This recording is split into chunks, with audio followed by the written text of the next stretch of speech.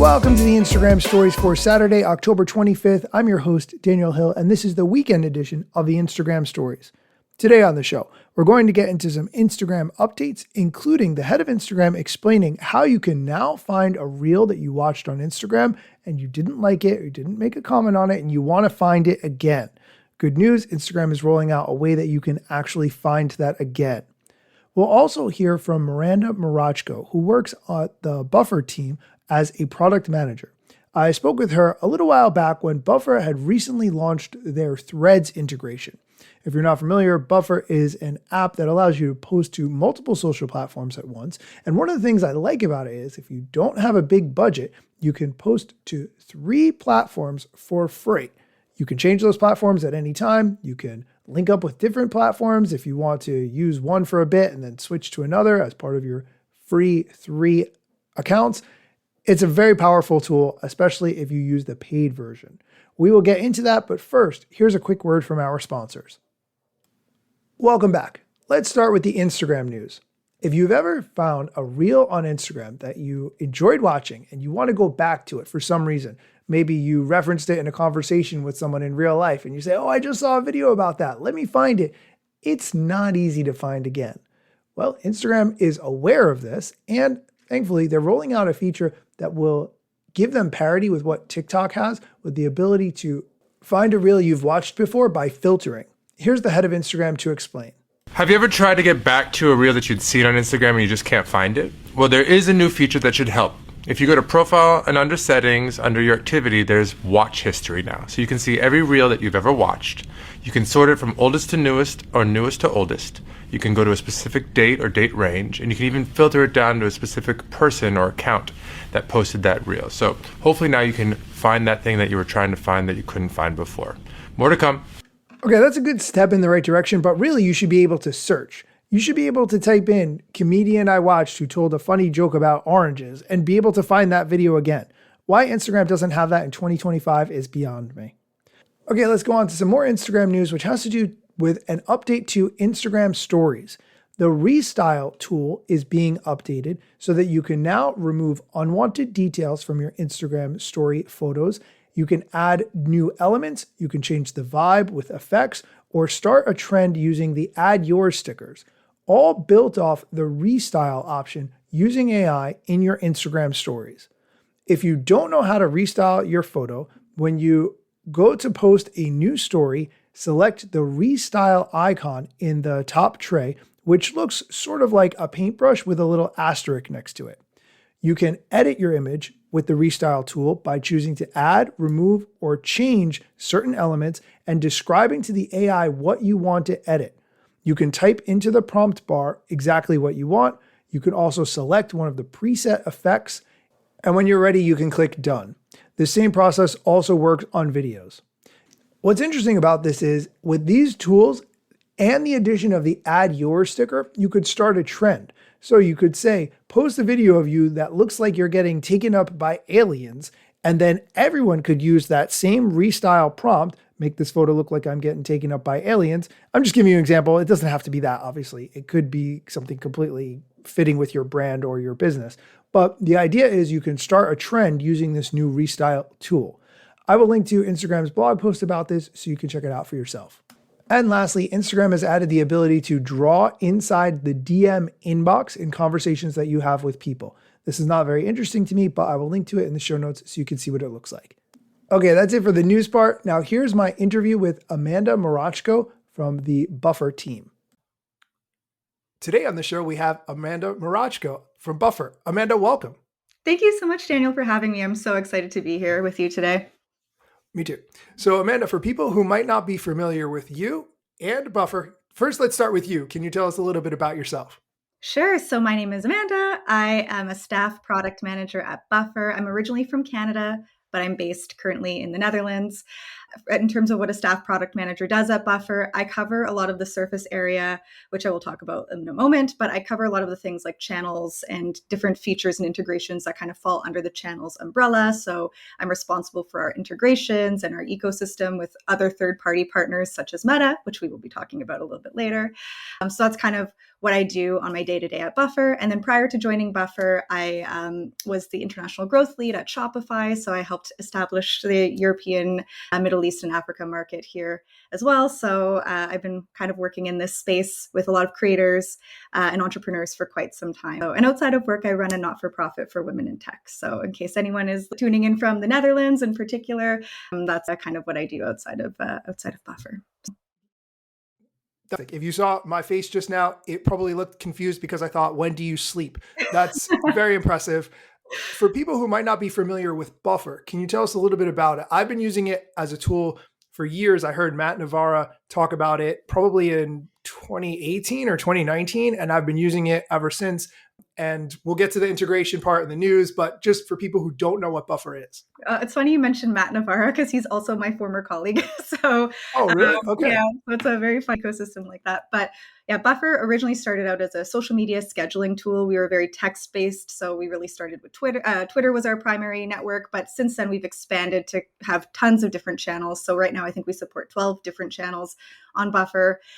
So we do social media scheduling, but we also do things like analytics, engagement, but we've also started to diversify outside of the social media scheduling space. Content creation has been really important for us. It's been a really important pillar for us in the last year in particular. So really investing in like the entire content journey, the entire marketing journey.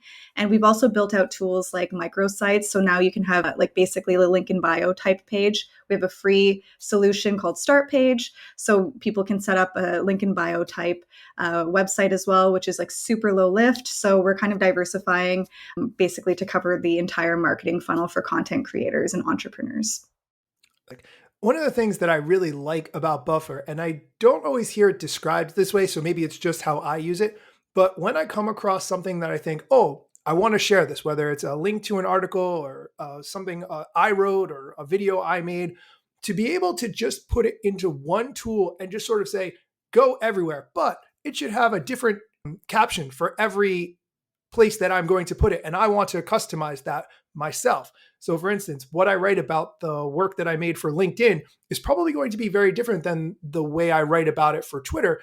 And I can customize it and I can tag different people and I can do all the things. To me, that is the best part about Buffer that I've personally used. Can you talk a little bit about that if you don't mind? Sure. So I think that's definitely one of the main reasons why people come to Buffer. It's because it is kind of like a centralized hub for their marketing activity. And as you mentioned, like your voice and persona might be very different on something like Instagram versus where it might feel a little bit more casual versus LinkedIn, which might feel a bit more professional. So we do have tools in place. We have an AI assistant, which has been really successful as well to help as well tailor content for the specific networks that you're publishing to.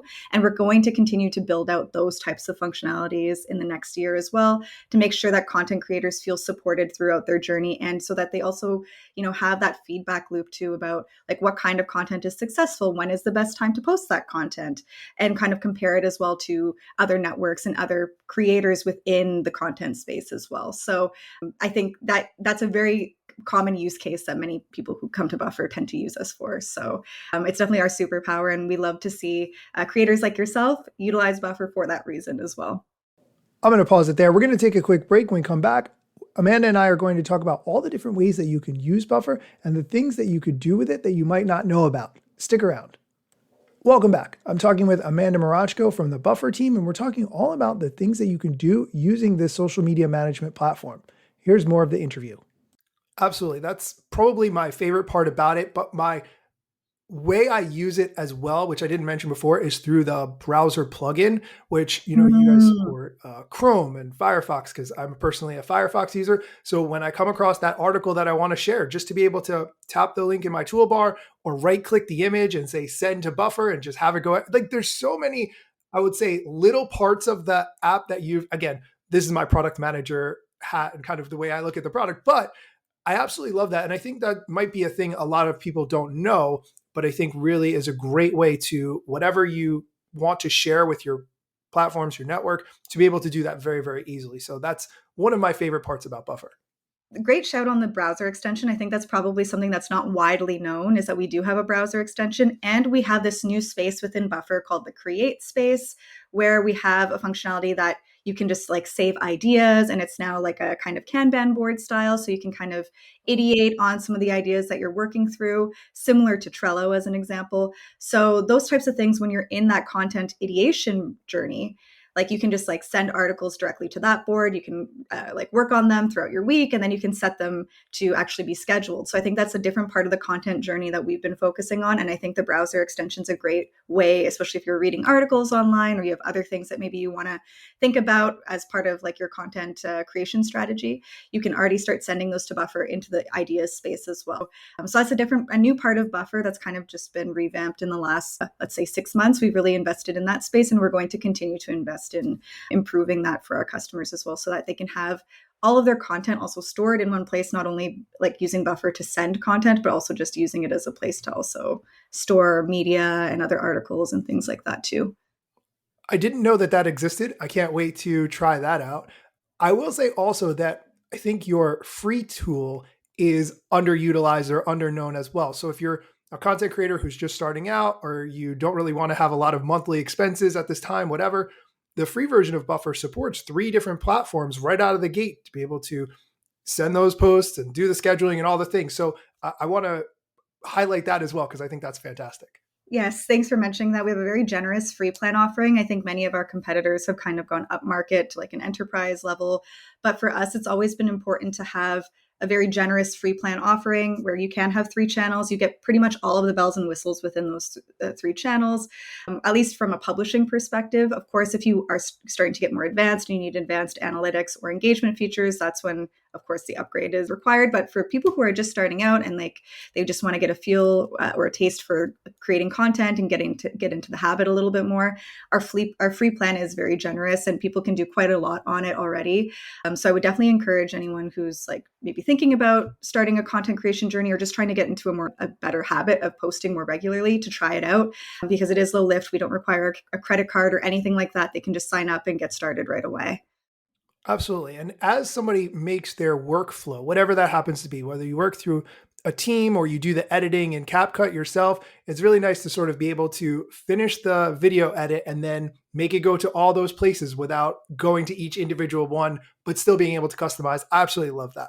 I'm going to stop talking about all the things I love about Buffer and kind of jump into why you're here today. Recently, Buffer had some big news, and do you mind talking about that, please?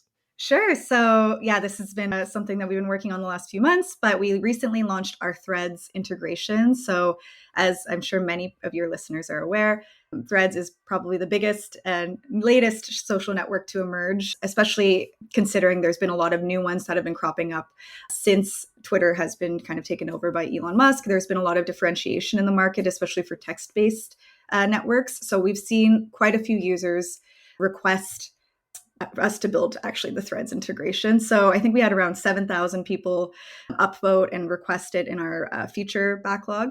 So it's definitely been something on our radar for a while. So we're really excited to get that finally live and out to everyone. I didn't know it was a thing that you could vote on. I wish I had known. I would have voted. What I was doing was using Buffer to, for instance, post to Twitter or whatever, and then copying the tweet from Twitter and pasting it into Threads. And what a annoying experience. And so for me, when I saw this API is coming, and as soon as it was announced, you and the team at Buffer sort of said, this is coming, we're working on it as fast as we can. Really, really great to see, because now Threads is one of those supported platforms, just like LinkedIn, Twitter, all the other ones. And to be able to post that same content or customize the message, it's just fantastic. Yeah, there were quite a few people actually who paused on actually signing up for Threads until we built the integration with Buffer, because they were like, it's just too much overhead to actually think about like actually having to post to a separate network outside of Buffer and having to manually do that. So we heard from our customers too, like they were just waiting to sign up for Threads until we built the integration.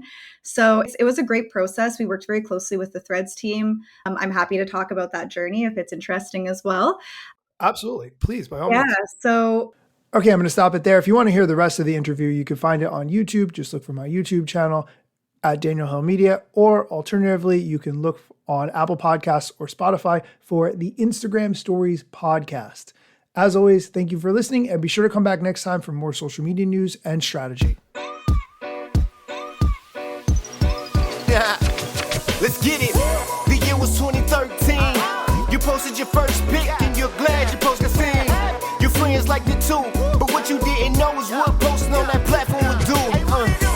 Taking all your time and attention, doom scrolling. Also, let me mention, you gotta post on every platform, putting content on every set just to conform.